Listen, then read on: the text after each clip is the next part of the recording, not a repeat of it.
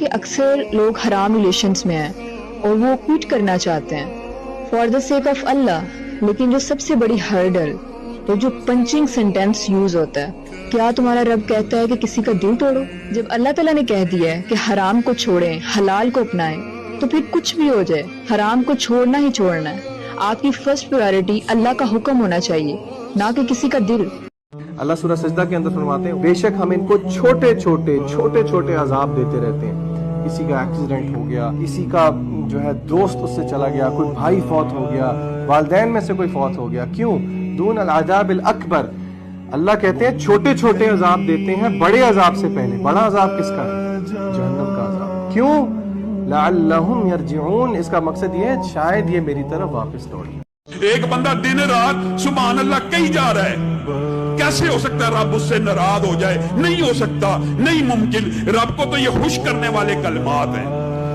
حدیث کے اندر آتا صرف 100 مرتبہ سبحان اللہ و بحمدہ کہہ دینے سے سمندر کے جھاگ برابر گناہ اللہ معاف کرتا ہے۔ وجہ کیا ہے؟ اللہ خوش ہو جاتا ہے کہ یہ بندہ وہی لفظ کہہ رہا ہے جو مجھے پسند ہے۔ حقیقت یہی ہے، سکون سوائے اللہ کے ذکر کے اور آپ کو کہیں نہیں مل سکتا۔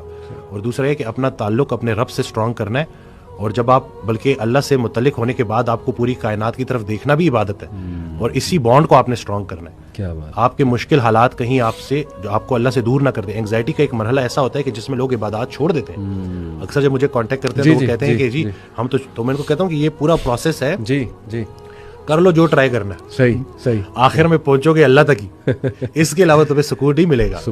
ہم مطلبی مسلمان ہیں نا، یونیورسٹیز میں پیپرز کے ٹائم پہ مسجدیں فل ہوتی ہیں، مطلب ہم اللہ تعالیٰ سے اپنے مقصد کے لیے بھیک مانگ رہے ہوتے ہیں۔ اللہ میں پورا سال آپ کے سامنے نہیں آیا، I don't know who you are, لیکن اب چونکہ میرا ایگزام ہے، میرا وائوا ہے، وہ بڑا اچھا ہونا چاہیے، تو پلیز آپ میرے نمبر دے دیں، نمبر آ جائیں گے پھر اللہ حافظ، پھر میں آپ کو اگلے سال جب دوبارہ پیپرز آئیں گے تب دیکھوں گا، یا کوئی مشکل آئے گی تو تب دیکھوں گا۔ I know a brother who did not have a job for 10 years. In the last 6 months, he earned 6 million in a few deals. What happened? Allah gave him everything one time. It's a true story. But for 10 years, he struggled. He was really hand to mouth, and he didn't even have. He borrowed and begged at times from friends. But the day came when Allah opened. Have hope. ہم سب اپنے آپ کو دیکھیں، ہم صبح شام رات کو جو ہے سوشل میڈیا پر کتنی جو حرام چیزیں ہیں، جو ادھر ورڈ آیا ہے فاحشہ، بے حیائی، اس کو پروموٹ کرتے ہیں اپنی سٹوریز کے تھرو، اپنے سٹیٹس کے تھرو، اپنی فیڈ کے تھرو، جو ہے مسلمانوں میں ہم بے حیائی پھیلاتے ہیں، ٹھیک ہے، اور اس کو کول سمجھتے ہیں۔ اس میں شرم محسوس کرنا تو دور کی بات، ایسا کام کر کے ہم کول سمجھتے ہیں اپنے آپ کو، تو ایسے انسان کے لیے اللہ تعالیٰ کے ہاں کوئی رحمت نہیں ہے، ٹھیک ہے، معافی تو دور کی بات، کوئی رحمت نہیں ہے۔